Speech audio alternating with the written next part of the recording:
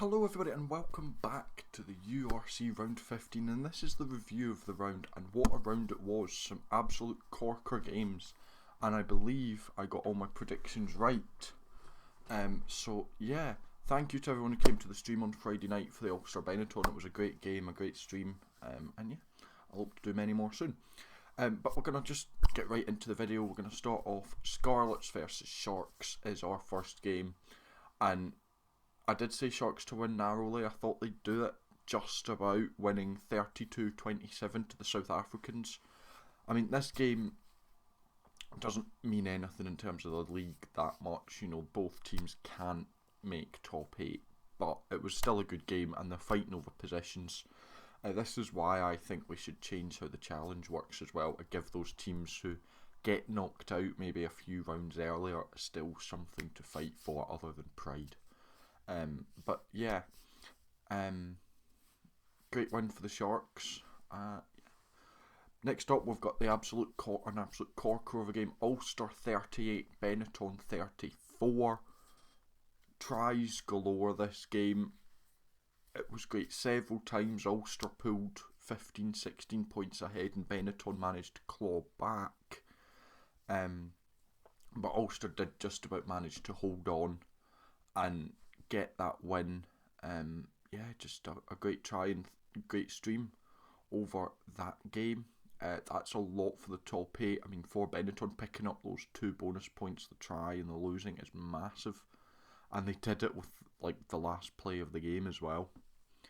And Ulster getting a big bonus point win is huge for them as well.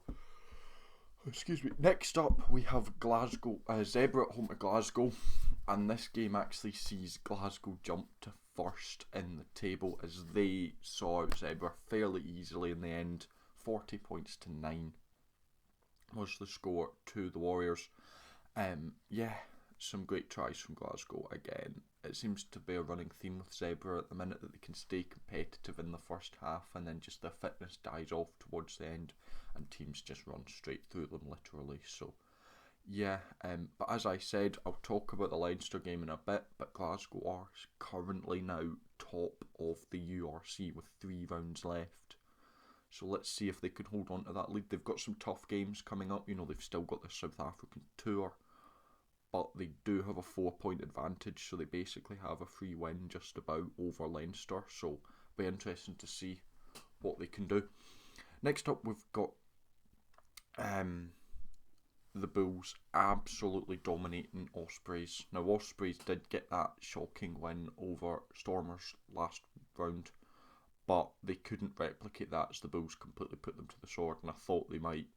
The final score was 61-24 to the Bulls, so quite a big win for them, and that cements themselves in a comfortable spot in the top 4.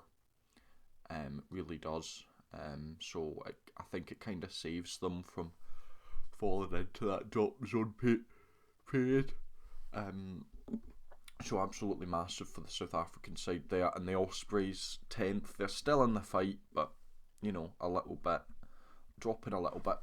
Next up though, we have Cardiff versus Edinburgh, and this was a really tough game. I did rough side with Edinburgh because I did think they need to win, and they did get the win, winning 24-7. Now, Edinburgh actually did, even though winning, they dropped out the top 8 again. They're sitting in 9th currently due to the fact that they didn't get that 4th try. And that's what's hurt Edinburgh this season, is not getting that 4th try, those bonus points, as they've got the same number of wins as the teams in like the top 4. Like, if the bonus points didn't exist, Edinburgh would be up with the top 4 teams. But they just cannot get bonus points. They've had like 2 or 3 all season. And that's what's hurting them. You know, you look at all the other teams around them and they've got 7 or 8. So, yeah. Next up, we've got Munster. I crowned them the Kings of South Africa last week, and they remain that title as they beat out the Emirates Lions in South Africa 33-13. God knows what Munster's doing right, but they're doing something right to be able to beat the South Africans fairly regularly, and you've got to hope that Ireland look at that and go, Munster can beat South Africa in South Africa. We'll play a few Munster players in the summer tour. instead of Leinster, instead of just being Leinster players. But they won't. But yeah, Munster, they're doing really well again. They're reigning champions. I mean, they always will.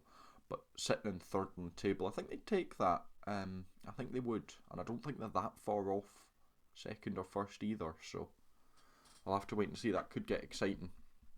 Next up, though, is the game Stormers versus Leinster. And yes, Leinster put out a weak team.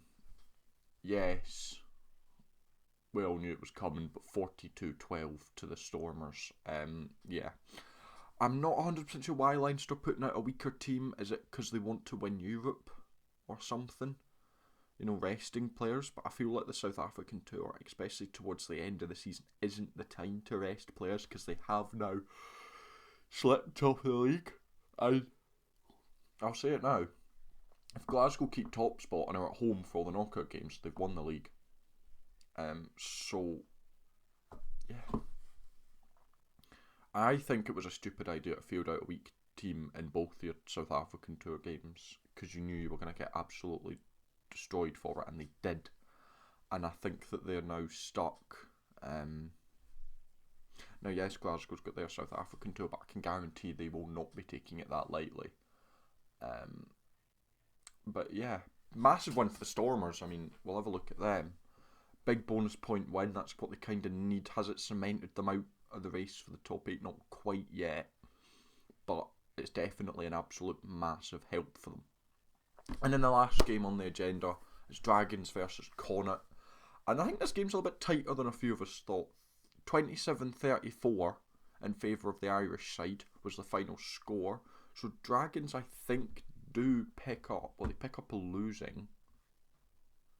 They don't get a try. Bonus point. But they do get a losing. And there was a red card for the Dragons towards the end of the game as well. So really that was what shot them in the foot. But yeah, big bonus point win for Connacht. They move up to 6th in the table again. It's that tight that will move next week. But or not next week, week after. Because next week's European semi-finals. But yeah, an absolutely huge game there. And an absolutely huge set of games to run you through the table now. We have Glasgow in first on 58, Leinster in second on 54, Munster in third on 53, Bulls in fourth on 51. So Leinster, that loss by Leinster, they've slipped. Munster could be on top of them next week.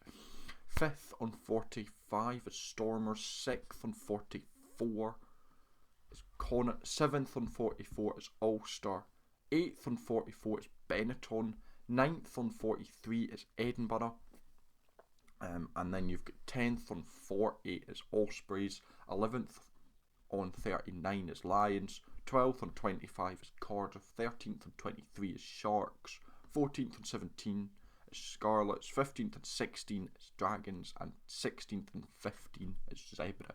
So actually quite close in several places. I mean, you've still got that race for the top 8, you've still got, you know, a ton of teams within a win. Mind you, Ospreys and Lions better be careful, as one more, if they lose a game and the other teams don't, then they might just about slip out of the running. We'll have a look at their next fixture, see who's got tough games. Ospreys has got Leinster at the RDS, so that might be them potentially knocked out of the thing. Lions are at home to Cardiff, so again, not an easy game, but you'd probably expect them to get the win. But anyway, that's it for this video. Thank you very much for watching. If you enjoyed, make sure to like and subscribe, and until next time, I shall see you later.